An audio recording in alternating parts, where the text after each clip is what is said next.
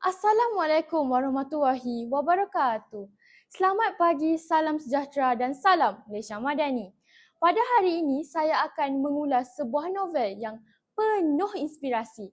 Novel ini mengandung kisah yang sangat bermakna tentang kehidupan dan penerimaan diri. Dan novel tersebut ialah, novel Tirani. Sebelum itu, izinkan saya memperkenalkan diri terlebih dahulu. Nama saya Hawa Nazihah binti Abdullah. Saya merupakan pelajar tingkatan 2 Raja Wali. Saya berumur 14 tahun. Saya bersekolah di Sekolah Menengah Kebangsaan Konvent Jalan Pil, Kuala Lumpur, Wilayah Persekutuan dengan kod sekolah WEB 0214. Saya juga memegang jawatan sebagai pengawas sekolah. Novel Tirani karya Beb Sabariah mengisahkan kehidupan Wahidah Nuriana, seorang gadis dari Sarawak yang bijak tetapi berasa rendah diri terhadap rupa parasnya, terutamanya hidungnya yang pesek. Disebabkan perasaan itu, dia mengambil keputusan untuk menjalani pembedahan plastik di Singapura demi mencapai keyakinan diri. Selepas pembedahan, Wahidah berubah menjadi lebih cantik dan lebih yakin. Dia berjaya membina kerjaya dalam bidang pelancongan di Cameron Highlands, berkahwin dengan Zahid dan dikurniakan seorang anak perempuan bernama Izzati.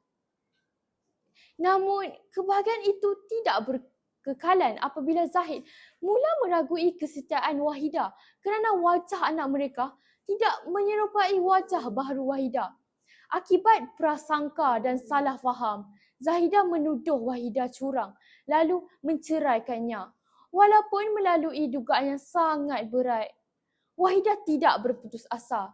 Dia bangkit menjadi seorang wanita yang tabah dan berdikari. Dia berjaya menguruskan chalet serta membina semula kehidupannya dalam bidang pelancongan. Akhirnya Zahid menyedari kesilapannya dan menyesal atas perbuatannya.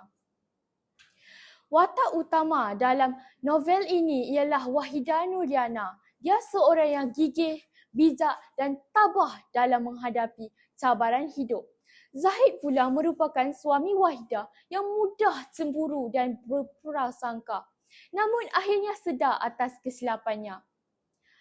Watak sampingan termasuklah Raidah, iaitu ibunya penyayang, Ghazi, iaitu abang yang prihatin, dan Izzati, iaitu anak Wahidah.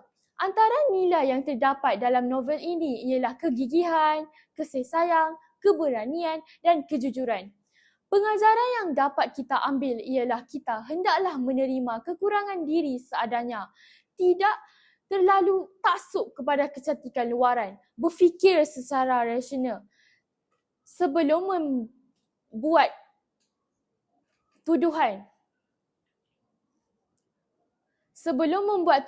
Serta sentiasa sabar dalam menghadapi cabaran hidup.